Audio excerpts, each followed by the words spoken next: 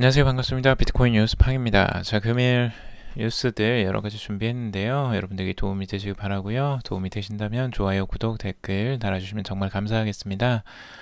오늘은 벡트 소식하고요. 벡트 승인에 관련된 내용 가져왔고, 그리고 일플의 CEO가 또 인터뷰한 내용들 또 가져왔습니다. 내년 전망에 대해서 낙관을 한다고 하는데 어떤 내용인지 한번 또 전해드리도록 하겠습니다. 자, 우선 월스트리트 저널이 조만간 벡트의 비트코인 선물 승인을 예정한다라는 내용입니다. 지금 월스트리트 저널의 이제 보도에 따르면요, IC에서 뉴욕 증권거래소죠. 뉴욕 증권거래소를 소유하고 있는 모기업 IC의 그 비트코인 선물 플랫폼 그 벡트인데, 이 벡트가 아무래도 그 승인이 날 것으로 예상을 하고 있습니다. 현재 지금 다른 꼭 그 승인을 받는 곳은 이제 CFTC라는 미국 선물위원회인데요. 여기에서 승인을 받으면 실제 이 선물 거래를 시작할 수 있게 되는 거죠. 그래서 이것에 대한 기대가 굉장히 큰데요. 내년 2019년 1월 24일에 이걸 오픈한다고 지금 되어 있습니다. 근데 연기를 거의 두 번을 했기 때문에 1월에는 명확하게 지금 시작을 해야 될 것 같아요. 이게 계속 연기를 하다가는 굉장히 많은 원망을 들을 수도 있을 것 같아서 벡트도 이제 더 이상 미루지는 쉽지 않지 않을까 이렇게 생각이 듭니다.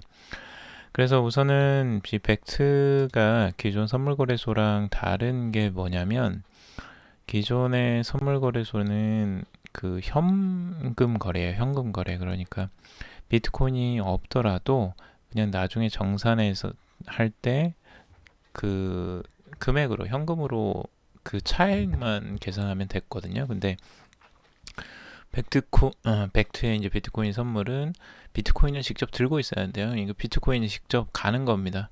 그래서 청산을 할 때 비트코인은 직접 주는 거예요. 그래서 이 현물 거래가 직접 일어나는 그 선물 플랫폼이기 때문에 이게 지금 현재에 지금 나와 있는 그 선물 거래소랑은 다르죠. 그래서 그런 부분들이 지금 기대를 받고 있어요. 왜 그러냐면 결국에는 비트코인이 필요하기 때문이에요. 비트코인 선물을 거래소를 하기 위해서는. 그래서 그만큼의 비트코인을 매수해야지만 이게 운영이 되기 때문에 비트코인에 대한 매수 기대감을 갖는 거죠.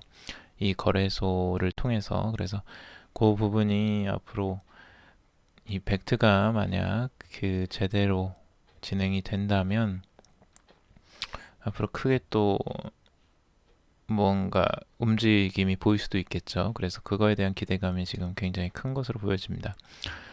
자, 그리고 두 번째는 미국 국회의원 암호화폐 유가증권 분류를 막는 법안을 발의했다라고 하는데요. 그 증권거래위원회 SEC에서 계속 이 기존의 제이 클레이턴이라는 의장이 이런 이야기를 했어요. 모든 ICO는 본질적으로 유가증권이라고 이제 명시를 하고 있거든요. 그래서 이런 부분에 대해서 이 국회의원 오하이오주 공화당 워렌 데이비스 대변인이 이런 이야기를 했는데, 그 워렌 데이비스와 이제 지금 데런 소토 하원 의원이 둘이 이제 같이 토큰 분류 법안을 도입을 한다라고 했고요. 이 법안이 통과되면 암호화폐는 더 이상 증권거래법에 적용되지 않게 되는 거라고 합니다. 근데 이제 이게 법안이 통과되는 게 그렇게 쉬운 일은 아니거든요. 그래서 법안이 통과되기까지 무수한 이제 많은 과정들이 있을 텐데, 국회의원들이 이거 과연 얼마나 이제 이걸 동의를 할지가 이제 관건일 것 같습니다. 그런데 이렇게 국회의원들이 나서서 이 법을 개정하려고 하는 것 자체는 되게 긍정적으로 보이죠. 그래서 암호화폐 자체에 긍정적인 관심을 갖는 국회의원들이 있다라는 부분. 이분들이 뭐 실제로 이렇게 법안까지 발의하는 게 굉장히 공익을 위해서일 수도 있지만, 또 로비를 받아서 그럴 수도 있어요. 그러니까 이런 부분은 어떻게 또 작용을 할지는 모르겠지만 아무튼 이런 국회의원들이 있다는 것만으로도 뭔가 좀 긍정적인 부분이 아닐까 생각이 듭니다. 자, 그리고 검찰 암호화폐 거래소 업비트 임직원 사기 혐의로 불구속 기소라고 되어 있는데 이게 갑자기 그 업비트에 관련된 임원 임직원이 이제 3명이 기소가 되었다고 해요. 검찰에. 그래서 지금 그 거기에서 검찰 측에서 이야기하는 것은요. 어, 지금 그 사전적 기록 등을 위작을 했다라고 하고요. 그러니까 거래 자체가 원래 가지고 있지 않은 것들을 실물 자산을 예치한 것처럼 전산을 조작했다는 거예요. 1221억 원 상당을. 그리고 4조 2천억 상당의 가장 매매와 254조 5천억의 상당의 허수 주문을 제출을 했다라고 하는 건데 이 부분을 이제 거래를 활성화하기 위해서 지금 이제 한 건지 아니면은 실제 여기에서 어떤 사적인 이득을 얻기 위해서 이렇게 한 건지가 이제 주요하겠죠. 업비트도 바로 반박문을 냅니다. 실제 기소된 업비트 공식 입장을 발표했고요. 업비트에 이렇게 공지사항이 떴어요. 그래서 지난해 오픈 이후 유동성 공급을 위해서 마케팅 차원으로 한 자전거래라고 하는 거예요. 거래량 전체의 3%에 해당하는 4조 2,671억 원이 들어갔고 이거는 그 오픈 초기에 일어났던 일들이라고 하고 있습니다. 그래서 지난 8개월간의 수사 과정에서 성실하게 해당 내용을 설명을 했다라고 하는데 이게 지금 이제 뭔가 걸린 것 같아요. 그러니까 마음에 안 들거나 뭔가 검찰에서도 뭔가 혐의점을 찾았거나 뭔가 있겠죠. 근데 아무튼 이 부분에 대해서 지금 그 논란이 되고 있습니다. 그래서 지금 업비트에서는 뭐 이익을 취하거나 허위로 매매한 바는 없다고 이제 이야기를 하고 있는데 유동성을 공급하는 이런 과정 속에서 이게 참 애매할 것 같아요. 아무래도 유동성을 공급하는 과정이 아무래도 그 없는 거래를 또 만들어내는 것일 수 있기 때문에 이게 참 어떻게 적용이 될지 좀 그 걱정이 됩니다. 업비트 그래도 국내에서 상위 거래소인데 좀 잘 마무리가 됐으면 좋겠습니다. 자, 그리고 LG CNS 마곡페이가 탄력을 받는다라고 하는데요. KB국민은행과 MOU를 적극 검토 중이라고 하고 있습니다. KB는 이제 지금 KB 국민은행이죠. 근데 그 국민은행에서 법률 검토 과정에 있다고 하고요. LG CNS는 내년 1월 중에 MOU를 예상하고 있다라고 하고 있습니다. 그러니까 다양한 은행과 이제 접촉을 했었는데 여기서 KB 국민은행이 그나마 잘 맞았나 봐요. 그래서 지금 블록체인 생태계 이제 마곡 커뮤니티, 우리 마곡페이 말씀드렸죠. LG 사이언스 파크 거의 2만 명 가까이 되는 이제 직원들이 들어오는데 거기에 내부 그 페이와 관련된 결제 그 처리를 이제 마곡페이라는 이 플랫폼으로 진행을 할 것이다 라는 거죠. LG CNS에서 이걸 주체적으로 하고 있고 이게 이제 어떤 영향을 미칠지 한번 지켜봐야 될 것 같고요. 블록체인 생태계를 이제 목표로 하고 있다라고 하는 거예요. 그러니까 LG CNS 관계자는 이렇게 이야기를 하고 있죠. 이 프로젝트를 통해 우리가 하고자 하는 것은 암호화폐 사업이 아니라 블록체인 생태계를 꾸리는 것이다. 조금 더 편리한 서비스를 고객에게 제공하는 것이 목표다라고 하고 있죠. 당연히 암호화폐 사업만은 생각하진 않을 거예요. 암호화폐 사업은 일부가 될 거고 이것보다 큰 그림을 그리고 있겠죠. 당연히 그 부분은 당연히 이해가 됩니다.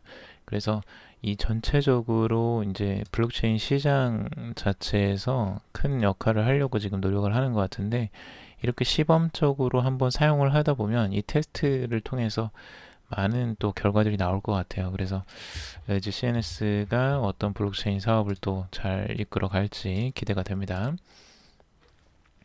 그리고 홍콩 거래소에서 지금 암호화폐 기업 상장 부적격이라고 하는데요. 비트맨 IPO에 이제 적신호가 켜졌다라고 하고 있어요. 지금 홍콩 증권거래소가 비트메인 상장을 꺼리고 있다는 내용의 기사는 루머다라는 내용을 제가 한번 전달해 드렸어요. 그러니까 홍콩 증권거래소에서 그렇게 이야기를 했다고 했는데 또 그것에 대해서 반대 이야기가 또 나온 거예요. 그러니까 뉴스를 참 믿기가 힘들어요. 이런 거 보면. 그래서 여기서 이야기하는 건 홍콩 증시 당국자는 암호화폐 관련 기업들의 IPO 시도에 긍정적인 시그널을 보내지 않고 있다. 이러한 입장에 따라 비트메인의 IPO도 힘들어질 것이다 라고 전하고 있어요. 그러니까 계속 이런 루머들이 왔다 갔다 합니다. 지금 뭐 이게 맞네 아니네 계속 나오는데 아무래도 지금 뭔가 지금 좀 쉽지는 않은 상황인 것 같아요. 아무래도 홍콩 거래소 쪽에 상장되는 게 지금 비트메인의 이 자금줄일 텐데 이게 쉽지 않은 상황에서 또 어떻게 또 이걸 타개해 나갈지 한번 봐야 될 것 같고요. 근데 이제 비트코인 캐시는 급반등을 했어요. 비트메인의 우지한이 이끌고 있는 비트코인 캐시인데 그래도 이번에 크게 상승이 나와서 4위를 탈환했죠. 그리고 중 마이닝 풀 CEO 이제 그 장조얼이라는 이 사람이 자신이 웨이보 계정을 통해서 SV 진영 대표 크레이그 라이트가 자신의 진영에서 채굴한 BCH를 채굴 즉시 팔아치웠음에도 불구하고 BCH는 여전히 BSV보다 높은 가격을 유지하고 있다라고 밝혔어요.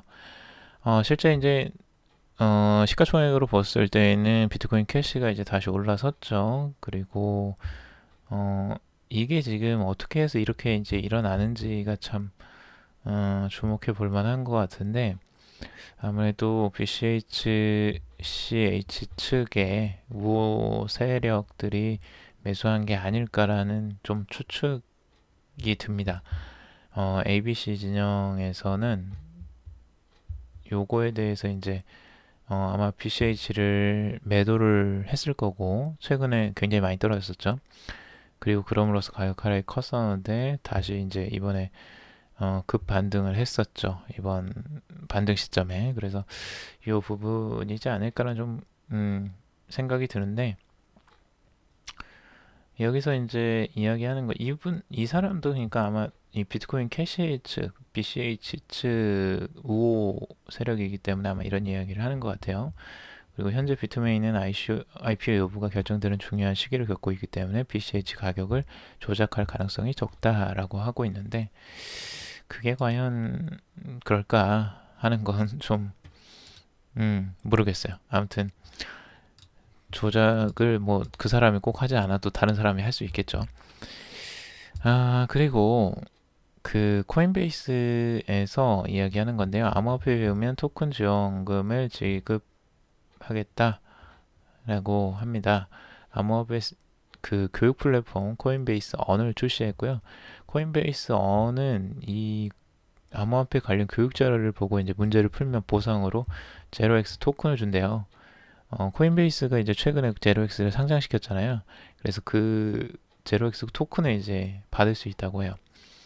그러니까 교육 자료를 보고 문제를 풀고 뭐 이런 걸 배울 때 이런 것들이 나온다는 건데 실제 이 암호화폐 플랫폼이나 이 사용자들, 유저들이 아직 이해도가 낮기 때문에 그걸 장려하려고 지금 하는 것으로 보여집니다.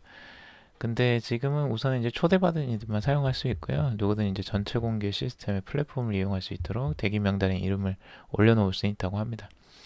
그래서 코인베이스가 아무래도 이제 큰 그림으로 이런 교육 플랫폼 앞으로 이제 교육 플랫폼에도 토큰이 들어갈 가능성은 굉장히 크게 점쳐집니다. 이런 것들을 보면 앞으로도 암호화폐가 그런 과정 속에서 보상 플랫폼으로 많이 들어갈 것으로 예상이 되네요. 그리고 비트코인 가격을 정확히 예측한 피터 브렌트라는 사람인데요. 비트코인이 2018년 1월에 예측을 했어요. 비트코인이 80% 이상 하락할 것이다 라고 정확하게 예측을 했대요. 이 80년도부터 전설적인 트레이더로 이제 알려져 있었고 이 사람이 이제 그 패턴을 이야기했는데 그 패턴 그대로 따라왔다라고 하는 거죠. 근데 피터 브렌트의 지금 예측은 중기적으로는 지금 4,000달러 이하로 다시 되돌아가야 된다고 하고 있어요. 되게 안 좋은 이야기를 하고 있죠. 아직까지 완전하게 곰시장이 끝나지 않았다고 믿고 있다고 합니다. 근데 이제 이 곰시장의 행보는 중기적 관점에서 분석이고 장기적인 관점에서는 매우 낙관적이라고 이 사람도 보고 있어요. 그래서 곰 시장이 다시 최저점을 시험한 뒤에 황 소장이 도래할 경우 다시 최고점인 19,000달러를 뛰어넘을 것이다 라고 예상을 하고 있습니다. 여러분들은 어떻게 생각하시나요? 이런 것들은 그냥 참고만 해보세요. 유명한 뭐 트레이더이긴 한데 그 트레이더로서 모든 게 다 맞을 수는 없기 때문이죠. 자, 그리고 리플 CEO, 리플 XRP 생태계 일부일 뿐 내년 전망을 낙관한다 라고 하는 건데, 지금 리플의 CEO 브래드 게링하우스가 리플은 XRP 생태계의 일원일 뿐이다 라고 이야기하고 있어요. 둘은 분리되어 있다. 리플과 XRP 토큰은 이제 분리되어 있다라는 거죠. 왜 이런 이야기를 하느냐? 결국은 이제 증권에 관한 이야기를 계속 이제 물어보고 있기 때문에 그런 거죠. 그리고 증권으로 분류되는지 아닌지 논란이 계속되고 있기 때문에 이게 아니다라고 이야기를 하는 거고요. 그리고 2019년도 암호화폐 시장에 대해서는 낙관적으로 전망을 한다고 했어요. 여기서 왜 이런 부분에 대해서 이야기를 하는지, 그때 이야기했던 게 2019년도에는 여러 긍정적인 요소들의 영향으로 은행들이 디지털 자산을 대량으로 보유하기 시작할 것이라고 예상을 했다는 거예요. 그러니까 이런 기사가 몇 번 나왔었는데, 은행들도 이제 디지털 자산을 보유할 것이다 라는 부분이 긍정적이라는 부분이죠.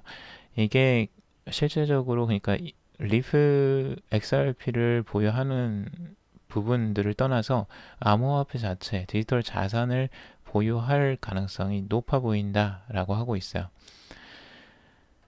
이 부분은 앞으로 은행들도, 왜냐하면 고객의 수탁을 아마 맡아야 되기 때문에 암호화폐를 사용하면 사용할수록 더 많은 유저들이 늘어날수록 은행들도 이걸 보관할 수 있는 시스템이 나올 수밖에 없어요. 그래서 이 부분들은 당연히 가야 될 수순이 아닌가라고 저도 생각이 들어요.